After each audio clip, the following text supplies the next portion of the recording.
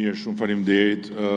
Në radhë të parë dua të falenderoj ministrin për punën gjithëpërfshirëse që ka bërë, qoftë me ju, qoftë edhe me të tjerë komponent të rëndësishëm të kësaj panorame që u paraqit, një program kombëtar ambicios për të kaluar tek rilindja urbane 2.0, duke vendosur në dispozicion të këtij kapërcimi një objektiv për 1.5 miliard eurosh. Ajo që mendova se është rëndësishme ta ndaj me ju sot lidhet me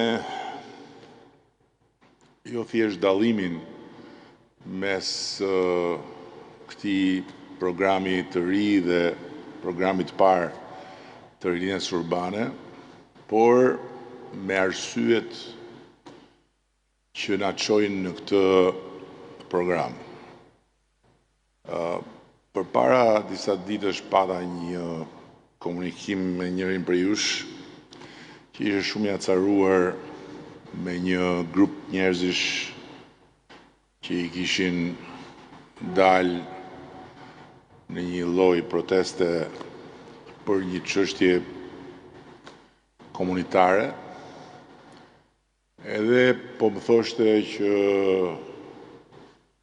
i kam gjetur në lum, s'kishin rrugë, s'kishin ndriçim, mbushur me ferra, mes të plerave, ja u kam bërë atë lagjen me rrugë, me drita, me pemë edhe stola. Kam vënë, po janë mosmirnjohës. Tani, unë besoj që ky është leximi më i gabuar i mundshëm i një reagimi për cilin normal ati nuk i vinte mirë, askujt nuk i vjen mirë, për më tepër kur ke parasysh pikërisht atë që ai thoshte, që nga ishte nisur dhe nuk e kuptonte dot se si një komunitet të cilit i kishte bërë gjitha të hizmet t'i kthej kundër. Fakti është që sa më shumë përmirësohen kushtet, aq më shumë bie në sy si e papranueshme ajo që mungon. Dhe kjo nuk është mosmirnjohje, është pritshmëri për standarde të tjera.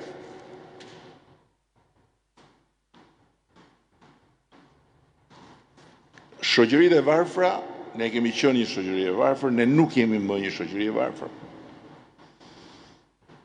Nuk thash që ne nuk kemi varfëri, por nuk jemi më një shoqëri e varfër. Dhe shoqëritë e varfra janë shumë më tolerante ndaj mungesave. Sepse në shoqëritë e varfra dominon mendësia që ka dhe më keq. Ndërkohë që shoqëritë e zhvilluara apo shoqëritë që hynë në një fazë zhvillimi kur gjërat që deri dje dukeshin që nuk ishin pjesë mundshme e jetës bëhen realitet, janë gjithmonë më intolerante ndaj mungesave. Që do të thotë që suksesi rezultati, ndryshimi, nuk ullë pritshmërit, i rritë pritshmërit. Ka dhe më mirë. Nëse në shoqëritë e varfra ka dhe më keq, në shoqëritë e zhvilluar apo në ato ku zhvillimi hyn në fazën e re të pakthyeshmërisë, siç është rasti jo, ka dhe më mirë. Dhe sigurisht që ka dhe më mirë. Dhe kjo është shenja më e sigurt që ne sot jemi zyrtarisht në një fazë të re. Pse them zyrtarisht? Sepse më kujtohet që kur mbas zgjedhjeve të fundit, unë në një mbledhje të mbyllur këmbgula që 83 mandatet janë një bekim, po aq se janë një mallkim, më thoshin çfarë është ky mallkimi, pse mallkim ne në rregull jemi. Jo. Sepse jemi në një fazë të re të marrëdhënies së çdo kujt që jeton në këtë vend me veten, me vendin, me shtetin. Dhe programi është një nga instrumentat që e adreson këtë fazë të re, duke u nisur nga prezumimi që rilindja urbane që ne njohim e ka kryer funksionin e saj. Tani duhet kaluar përtej. Dhe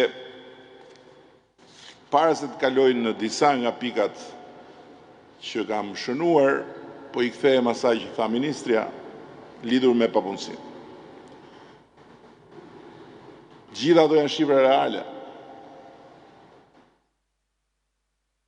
Por prap do t'ishte gabim i madh të mendohej që ata që i refuzojnë ato shifra si një arsye për të ndjerë mirë, po përkundrazi i marrin ato shifra dhe thonë çfarë punësimi?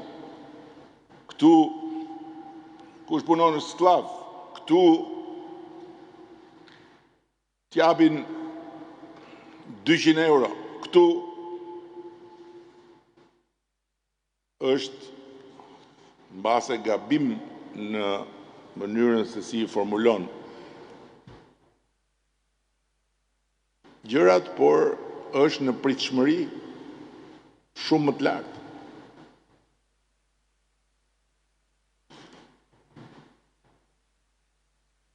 Rilindja urbane ishte dalja nga një fazë e gjatë rrënimi dhe degradimi që ishte kudo. Dhe nëse e përmendi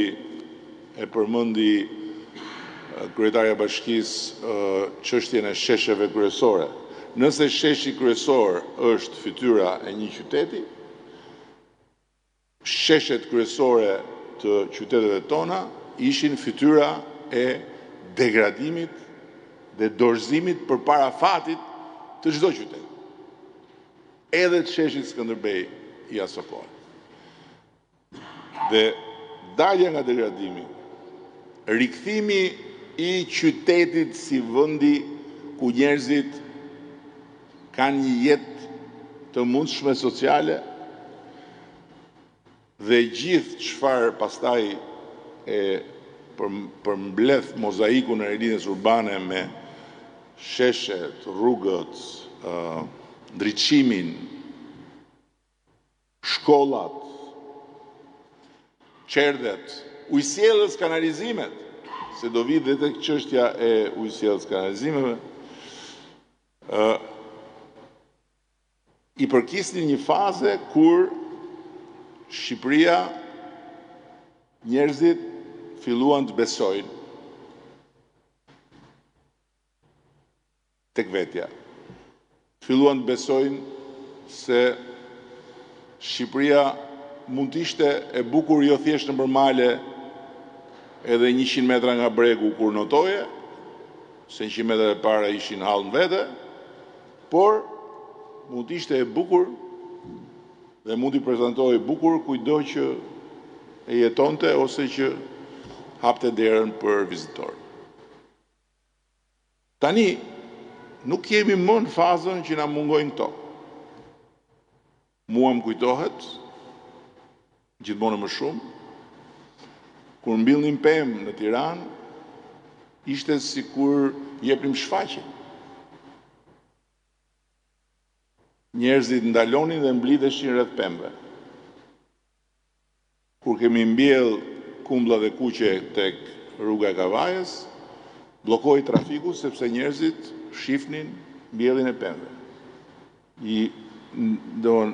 Kishin ndjesinë e jashtëzakonshme që po kthehen pemët në qytet, se ishin sagatuar dhe prerë nga të katër anët.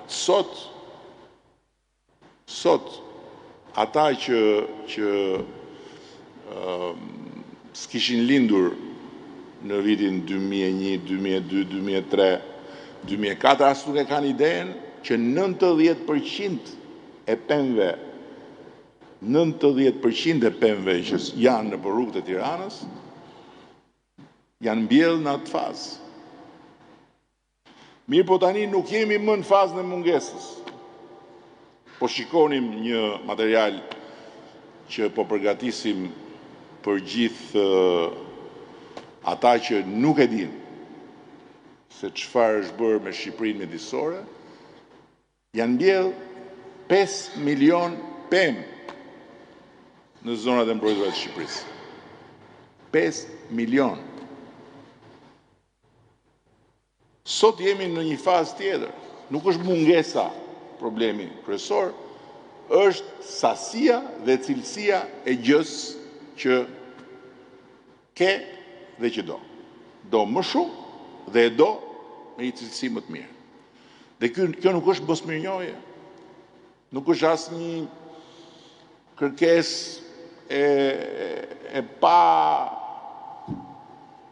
justifikueshme. Ne ndërtojmë shkolla. Dikur, në fazën e parë të linjës urbane, ishte një gjë shumë e madhe. Sot Durrësi, edhe për shkak të rindërtimit, sot Kamza, edhe për shkak të rindërtimit,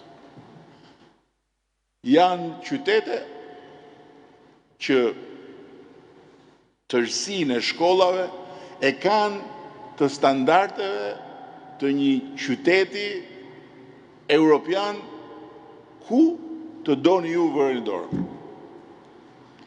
Por nuk mjafton më, mund të thuash po ndërtojmë një shkollë të re, e çfarë pastaj? Çfarë pastaj?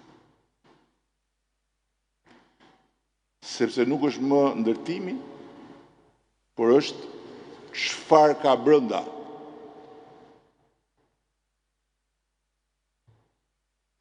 Nuk është më infrastruktura, po është mënyra se si shfrytëzohet dhe ça del nga ajo infrastrukturë për shoqërinë. Nuk është më investimi, po është përvoja. Zoti Demo ka një fjalë magjike, eksperienca, thotë. Dhe ka drejt. Sepse nuk është më rruga 5 kilometra e shtruar me gjitha standardet që i bën përshtypje atij që kalon atë rrugë, janë ato 50 metrat mbas 5 kilometrashit që janë keq. Dhe aty është pastaj libri i shtëpisë tonë. Ndalon muzika që shoqëron rrugën panoramike dhe fillon libri. Nuk është mosmirënjohje. Është një stad i ri ku është sot shoqëria fal gjithë kësaj pune që ne kemi bërë dhe për cilën s'kemi asnjë arsye të mos jemi krenar, por në ndërkohë duke qenë prap në këtë detyrë duhet përballemi me këtë sfidë shumë të madhe. Sepse dikur kërkoi një rrugë aman, do më ndikur, se këtu ka disa që janë veteranë si puna ime, fitoheshin zgjedhje me çaku. Ishte një kohë e sistemit majoritar. Fitoheshin zgjedhje me çaku. 2 kamion çakull që hidheshin në një gjurmë rruge ku në fakt gropat ishin më shumë se sa pjesë të sheshta, sillnin vota. Sot, kilometrat që ekzistojnë nuk janë fare hiç në vëmendje. Janë kilometrat që mungojnë. Nuk është në vëmendje thjesht infrastruktura dhe aty ku nuk mungojnë kilometrat, është siguria. Shkollat, mua më kujtohet debati, një nga debatet më legjendare që më mbaj mend unë, se ka pas shumë kohë e parë, përpara lindjes, për ngrohjen në shkolla dhe për faktin që shkollat ishin të mbipopulluara me nxënës për klasë.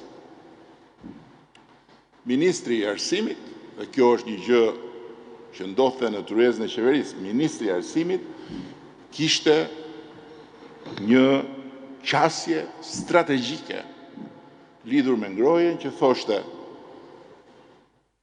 sa më shumë nxënës në klasë, aq më shumë fryma e tyre ngroh ambientin. Prandaj, keni parasysh që nëse do t'i kemi më pak nxënësit, do jetë më ftohtë. Dhe nuk hyj fare në diskutimin që ore të bëjmë shkollat me ngrohje. Sot nuk është më fare tema a ka ngrohje as ka ngrohje. Sot tema nuk është as a ka palestra as ka palestra. Sot nuk është tema a ka biblioteka apo s'ka biblioteka. A ka laborator apo s'ka laborator. Sot jemi në kushtet kur po financojmë një program për të arritur në 1000 laborator smart, digital. Nuk mjaftojnë këto fare. Sot tema është çfarë ndodh në shkollë, çfarë jete komunitare ka në shkollë, çfarë sigurie ka në shkollë, si është marrëdhënia e fëmijës me mësuesin, e mësuesit me fëmijën, etj. Dhe kur ne ishim në fazën e rilindjes së parë, ishim akoma në një Shqipëri ku fiskultura ishte konsideruar një program parazitar. Fiskultura. Dhe antikomunistët e kishin hequr si një atavizëm të gjimnastikës mëngjesit. Dhe kur ne futëm fiskulturën, s'kishim mësues. Ndërkohë që krijuam lëvizjen sportive në shkolla, kemi sot 12-13.000 nxënës dhe nxënëse që merren me sport, me uniforma, me kampionate, me stërvitje, me trajner, me mjek, me kartela individuale mjekësore. Kemi artët dhe zejet për të krijuar hapësira dhe për ata që duan të merren me të tjera gjëra dhe jo me sport, por nuk është mosmirënjohje nëse prindrit, nëse shoqëria thot s'kemi gjë në Terezi. Dikur, dhe jo në shekullin e kaluar, në këtë shekull, përpara se sa ne të merrim detyrën, ishin të përditshme lajmet nëpër çdo ekran, jo me 1 me 2 persona por me turba që u lërinin në përgardhet e spitaleve se nuk kishte as një ilaç, kishte aspirina, vinin në spitalin Nën Tereza me batanie me vete, me çarçaf me vete, me jastëk me vete, me ilaçe me vete, me çdo gjë me vete. Kishte vetëm mjek që punonin me heroizëm. Asgjë tjetër. Futeshe në spitalin Nën Tereza, nuk kuptoi, ai ishte në spital, ai ishte në stacion trenit, ai ishte në një treg frut ilegal, fruta perimesh, ai ishte ke gabi. Të gjitha ishin bashkë. Në korridoret e spitaleve, njerëzit lëviznin me biçiklet. Dhe nuk kuptoi kush ishte në biçiklet. Ishte doktori, ishte pacienti, ishte familjari, sepse mjekët s'kishin as përparse. Kjo ishte situata. Sot nuk ka rëndësi fare që spitalet janë spitale. Që mjekët, infermierët janë gjithë të veshur, të paguar, të drejtuar. Sepse nuk kërkohet më kjo. Kërkohet dinjiteti i çdo kujt të respektohet sikundër çdo kush e pretendon me drejt. Kërkohet shkurtimi i kohës pritjes, kërkohet teknologji, kërkohet. Nuk është mosmirnjohje. Është për ne që jemi si ai kolegu këtu që di se nga ka nis kjo punë, thotë po prit më një sekond se është bërë kjo, është stresuese, por është çmimi i rezultatit. Çmimi i suksesit, fatura. Flitet për ujë, sot, me fakte, me shifra, me fatura, me të dhëna, Shqipëria furnizon popullsinë e vet me ujë të pishëm, më shumë se kur ndonjëherë në historinë e saj, përfshir edhe periudhën kur ishte një parti shumë serioze në pushtet. Çfarë rëndësie ka kjo? Sepse në fakt nuk jemi kudo rregullisht 24 orë në të gjithë territorin. Sepse nuk është akoma e gjitha ashtu siç njerëzit duan. Dhe mjafton një rubinet që fishkëllen dhe nuk nxjerr ujë, një video bëhet virale dhe duket sikur gjithë Shqipëria është pa ujë.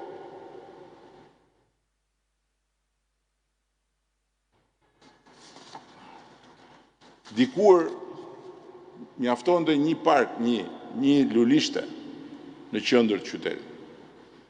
Dhe njerëzit të shikonin sikur kishte sjell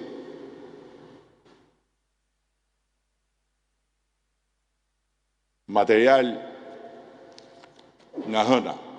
Sot e kërkojnë lulishten në çdo pikë ku jetojnë. S'është mosmirnjohje. Është pritshmëri. Lana dhe çdo lloj kanali që rrjedhe ujë, lumi, quheni si doni, që kalonte nëpër qytete, mjafton të mos dilte nga shtrati dhe ishte okay. Pavarësisht se mos pyet çfarë llumi dhe çfarë pislëku dhe çfarë katandije ishte. Sot nuk mjafton.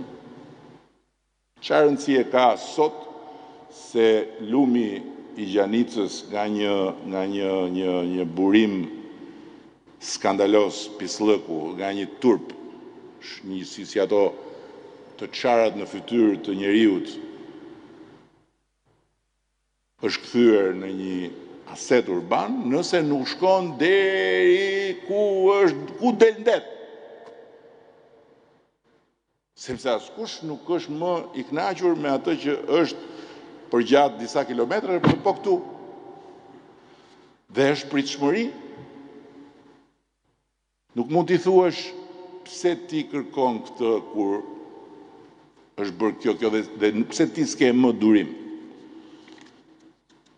Durimi është një mall që nuk gjendet më në treg. Nuk gjendet më dhe të tentosh ta shesësh i bie që të marrësh përsipër të këndojnë librin e shtëpisë më shumë se sa që normalisht ta këndojnë. Vim të transporti publik, dikur përpara rilindjes urbane, furgonat ishin normaliteti. Lufta për të hequr furgonat ishte si një luftë për të luftuar Covidin me grushta. Sot as nuk bëhet fjalë që ne të pretendojmë që njerëzit të jenë të kënaqur me transportin publik, pavarësisht se ka linja, ka autobus e tjerë. Duhet nivel tjetër. E tha ministri, çështjen e mbetjeve, dikur nuk ishte problemi se si përpunohen mbetjet. Dikur problemi ishte kur do vi makina e plerave që vinte njërë një javë dhe ishin plerat. Ndërkohë që sot shqetësimi është si përpunohen mbetjet. Tjetër temë pastaj që pjesëmarrja në mosndotje është minimale. Tani, për ta mbyllur këtë pjesë, duhet të them, kush mendon që shoqëria është bërë më negative, nuk duhet merret me politikë. Nuk duhet merret me punë të cilat janë funksion publik, shërbim publik. Sepse nuk e përballon dot atë që e percepton si negativitet. Është një mënyrë për ta perceptuar, por mund ta konsiderosh të tillë, po s'duhet merresh me këtë punë. Sot kush merret me këtë punë duhet thjesht dhe vetëm ta ketë të ndarë mendin shoqëria është bërë më kërkuese, jo më negative, më kërkuese. Se si e shpreh shoqëria kërkesën është një tjetër temë që nuk jemi këtu për këtë. Ne jemi këtu për të kuptuar se duhet kaluar në një nivel tjetër me patjetër. Dhe kjo nuk është sot një çështje shërbimesh. Kjo është një çështje ekzistenciale e shoqërisë demokratike. Është një çështje ekzistenciale e shoqërisë së ekonomisë së lirë të tregut. Është një çështje ekzistenciale e një shoqërie që bazohet tek sipërmarrja. Për të mos lejuar që pastaj Shqipëria të kthehet me kokë poshtë. Nga pritshmëritë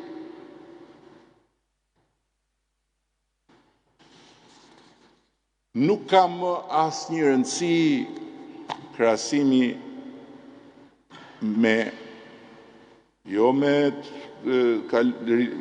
kohën para rilindjes urbane, po as me vetë rilindjen urbane, nuk ka më asnjë rëndësi se s'ka më asnjë vlerë. Ajo ka vlerë thjesht për ne për të kuptuar që jemi në gjendje t'i bëjmë gjërat edhe të bëjmë më shumë. Po krahasimi është më shumë është një arsye për të nxitur negativitet se sa për të shpjeguar ndonjë gjë. Nuk ka vlerë. Nuk do t'ja di askush. ka të drejtë të mos ja di, po çfarë faji ka? Se se nëse e shohim thjesht ka të drejtë që mos t'ja di, do dalim në konkluzionin jo s'ka drejtë. Po çfarë faji ka? Kur thotë çam duhet mua se si ka qenë. Çam duhet mua, thot dikush që nuk e ka parë, se ka pas as mendjen, edhe nëse ka pas moshën, gjithë këtë transformim, kur sot të kërkon dhe unë mendoj që nga një anë që nuk është ana jonë, kjo është një fitore për cilën ne kemi dhënë kontributin kryesor, që Shqipëria, që shqiptarët të mos kenë sens justifikimi për ato që mungojnë. Se kanë. Danë. Ne kemi qelur një horizont komplet të ri, por horizonti mbetet horizont. Dhe standardin ne kemi vendosur vetë. Është Europa, dhe tani duhet të përputhim Europën me çdo gjë që secili në këtë vend shef.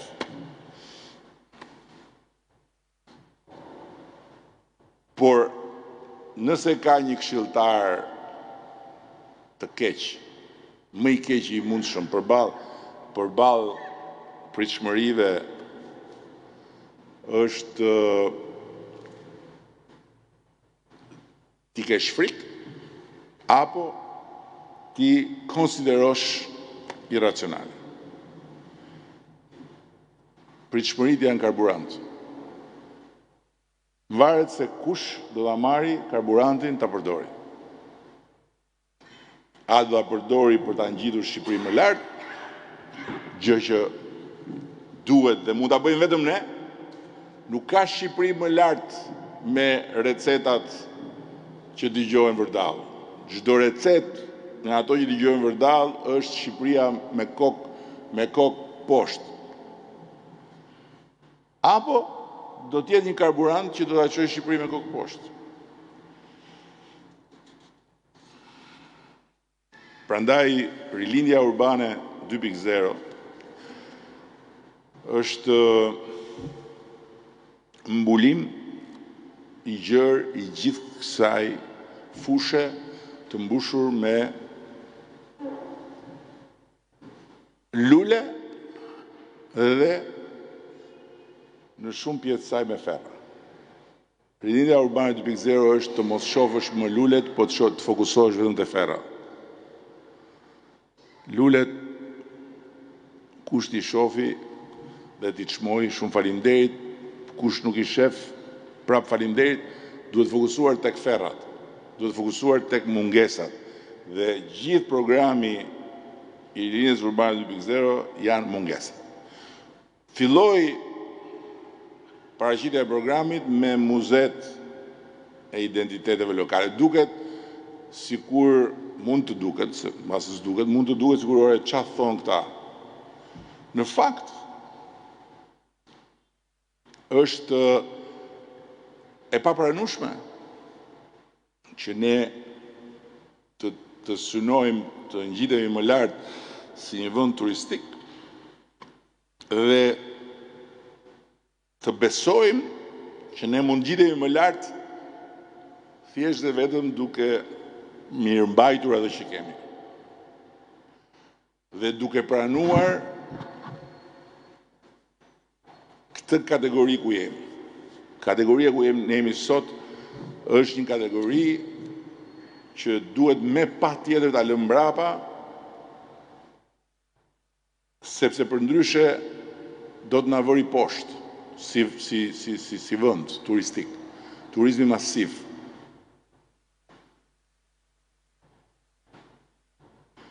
Dhe ndërkohë diversifikimi i portofolit të ofertës tonë, është domosdoshmëri për të diversifikuar gjithë përmbajtjen e asaj mase turistësh që janë 12 milion që hyjnë e që dalin, por flas për ata që qëndrojnë dhe konsumojnë këtu kohë edhe konsumojnë ofertën tonë. Prandaj, të gjitha këto që u thanë, duhen marrë me seriozitet dhe duhen bërë. Muzeet e identiteteve lokale janë një element. Transporti modern është një element tjetër i domosdoshëm dhe për këtë arsye ne kemi filluar dhe do të hyjmë tashti në një fazë të krijimit të një kompanie të përbashkët mes Fondit Shqiptar Zhvillimit dhe bashkive për të furnizuar bashkitë duke filluar nga ato që janë me bashkitë që kanë fluksin më të madh të turistëve me autobus të një gjenerate të re. Autobus elektrik, të cilët do duhet të plotësojnë shumë nevoja të rritura sidomos gjatë sezonit dhe pastaj hap pas hapi të krijojmë lidhjen rajonale, të krijojmë intermodalitetin. Një tjetër komponent i programit janë parkimet. Nuk mundet më që ne të mos hymë në një fazë komplet të re të ndërtimit të parkimeve në qytete. Nën toksore, mbi toksore, me të gjitha ato formula që u paraqiten këtu dhe programin e kanë plotësisht funksional, besojmë ne. Tjetra është që është e rëndësishme, është gjithçka do të bëjmë me ekonominë në sensin e fuqizimit të subjekteve vendore, nga SHBB-t që po krijohen 33 SHBB nuk janë pak, por duhet kemi më shumë akoma, tek programi për mbështetjen e të gjitha bizneseve të vogla dhe të mesme me garancinë sovrane, programi dyfisho biznesin tënd, që do të lançohet dhe do të hapi dyert e bankave për të gjitha ata që duan financim për të dyfishuar kapacitetet e tyre në të gjithë territorin. Tek startupet, ku zoti Demo kishte një të dhënë paksa të pa updateuar, që nuk është në natyrën e tij të mos jetë updateuar, po nuk është më 85%, po 75% pesha e Tiranës, në aplikimin e fundit kemi 25% startupeve nga bashkitë e tjera, por këtu duhet bërë një punë e posaçme nga ju, sepse ne besojmë që pikërisht se bashkitë e tjera mund të jenë më pak të ekspozuara ndaj gjithë zhvillimeve se sa Tirana, mund të jenë pika ku startupet mund të jenë më shumë. Sepse talentet nuk mungojnë në asnjë fshat të Shqipërisë, jo më nëpër qytete. Dhe kompania tjetër që do të krijojmë për të mbështetur të gjitha bashkitë, kompani prapë dhe ajo e përbashkët e logjistikës, për të quar në një nivel tjetër mirëmbajtjen e kanaleve ujitse, mirëmbajtjen e kanaleve kulluse, duke i shpërndar kapacitetet në mënyrë harmonike dhe me prioritete që vinë si rezultati nevojave që ka njëri e tjetri, do t'jenë dhe ato një vlerë shtuar, në ndërkohë që ne po përgatisim dhe programin e ri të investimeve, që nuk ishte në këtë prezantim, programi i ri i investimeve për mbrojtjen lumore, programi i ri i investimeve për përmbylljen e gjithë hartës së ujitjes. Ka akoma një pjesë harta e ujitjes që kërkon investime. Programi i ri për strehimin. Do të kemi së shpejti ato që për cilin jemi zotuar, që këtë mandat do të kemi një qasje tërësisht të re ndaj strehimit, jo vetëm social, por dhe strehimit përballueshëm. Dhe do të mbështesim fuqimisht çiftet e reja konkretisht dhe jemi duke punuar për programin i cili dhe ai do të financohet masivisht. Dhe në mbyllje dua që së bashku të bijem dakord në një pikë, që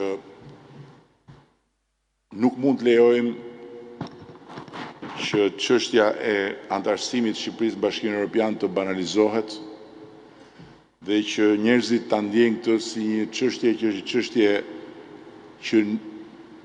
që nuk lidhet me jetën e tyre të përditshme. Sepse është tërësisht e pavërtetë.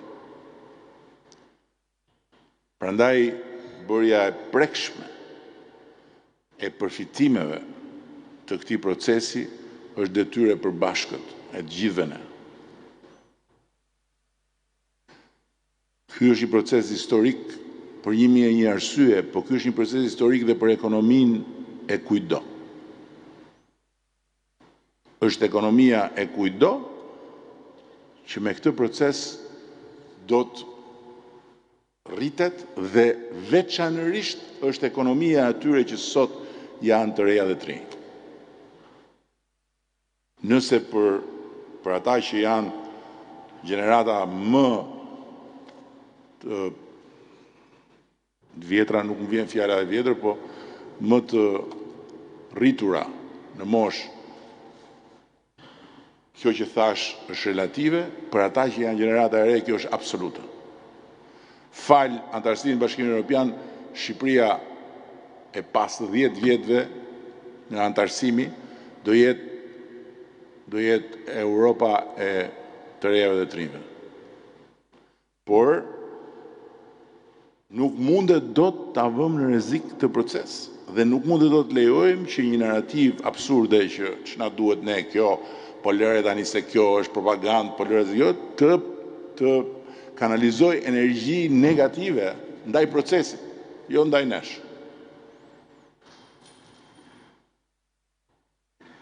Dhe duhet shpjeguar që Europa është standardi që kërkohet këto pritshmërit e rritura, kjo nevoja për të parë jo 5 kilometrat e ndërtuara, po për të fokusuar te 100 metrat që mungojnë, është eksaktësisht çfarë e lidh pasgjithshmërisht Europën dhe Shqipërinë anëtare të Bashkimit Evropian me këtë nevojë për ato 100 metra.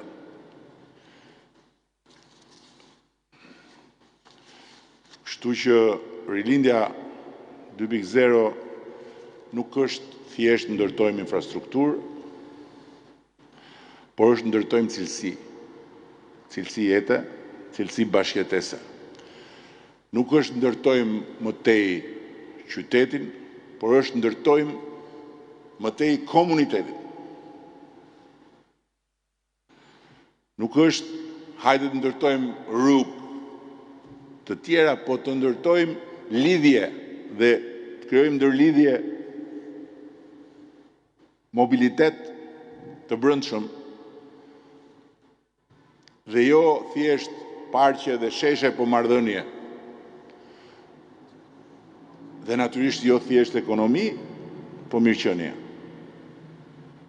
Sepse hiri i të vërtetës do të thuhet që po të shikojmë të gjitha shifrat, ekonomia jonë nuk ka qenë asnjëherë më mirë. Po të shikojmë raportin e kësaj ekonomie që ne e shohim me shifrave me atë që është ekonomia e perceptuar e njerëzve, atëherë kemi problem ne, jo njerëzit, që është ndjesia reale e mirëqenies dhe perspektivës për mirëqenie. Këto ishin fjalët e mia. Besoj shumë tek ky program. Besoj shumë tek ky program dhe besoj shumë tek eksperjenca që kemi akumuluar. Ashtu sikur besoj shumë që nëse eksperjenca nuk do të na bëj cinik, po do të na bëj të hapur, më të hapur ndaj kritikës apo ndaj pakënaqësisë apo ndaj reagimit të kujdo qoftë. E thënë me fjalë tjera, aty ku e nisa nuk do të na bëj të ngurtë dhe ta karakterizojmë atë që na vjen përballë si mos mirënjohje, por do të na ndihmojë eksperjenca që ta adresojmë si duhet dhe atë që vjen përballë, atëherë ne do bëjmë një sukses të ri. O do jemi viktima të suksesit tonë, që është një mundësi. Ja thash atij mikut tonë këtu, po s'po e përmend. I thash, po i quajte mos mirënjohës ata, je viktime e suksesit tënd. S'ke shpresë. Po i kuptove dhe do t'i japësh një marsh tjetër që t'i arrish ti tek ata, jo të vinë ata te ty, atëherë do bësh heroi i tyre dhe je përsëri ti që e mishëron suksesin. Shumë e thjeshtë. Dhe ajo që ne kemi detyrë kombëtare, miqtë e mi, historike është që të mos lejojmë në asnjë mënyrë që marrëzia e zgjidhjeve magjike të fitojë terren, se pastaj gjithçka kemi ndërtuar do shkojmë me kokë poshtë. Do shkojmë me kokë poshtë jo për ne, do shkojmë me kokë poshtë për të nesërmen. Dhe jo Bashkimi Evropian, por kthim mbrapa dramatik. Përpara t'jetë vonë për ata që besojnë te këto lloj ilaçes shtypbërse, ne duhet të vrapojmë më shpejt. Shumë më shpejt. Se përshikoj Evangelin. Evangeli është mjek. Por vjen një moment kur njerëzit besojnë tek mjekët popullor. Pastaj vjen një moment tjetër kur nga mjekët popullor kalojnë ke fallxhorët. Fallxhoret, se kisha ndërmend fakt fallxhorët se këta që ofrojnë recetat në publik janë fallxhorë me ë. Ne s'duhet ta lejojmë këtë. Ne po duhet kuptojmë pse i lind nevoja për fallxhorët njerëzve. Dhe shkaku jemi ne, që ta kemi shumë qartë. Po e kërkuam shkakun te të tjera gjëra, duhet ta lëmë këtë punë, sepse do të thotë që eksperienca na ka bërë cinik. E dim, kemi mësuar shumë gjëra dhe themi këta e fusin kot. Këta e fusin kot. Fallxhorët ja fusin kot. Njerëzit nuk ja fusin kot. Njerëzit kanë një nevojë që ne duhet t'ja u kuptojmë dhe t'ja u plotësojmë. Po ngelen dorë të fallxhorëve, do jetë shumë vonë pastaj. Duhet shumë vonë. Pastaj, nuk kam më vlerë të shkosh prapë te mjeku ti thuash ore shiko tani se. Po mirë, të thash që hajde ta kuroj me ilaçe, deshe të marrësh qumësht miu me mjalt grenze. Tashi, çfarë do të bëjmë? Tashi duhet të pres. Larg qoftë këmbën. Shumë faleminderit.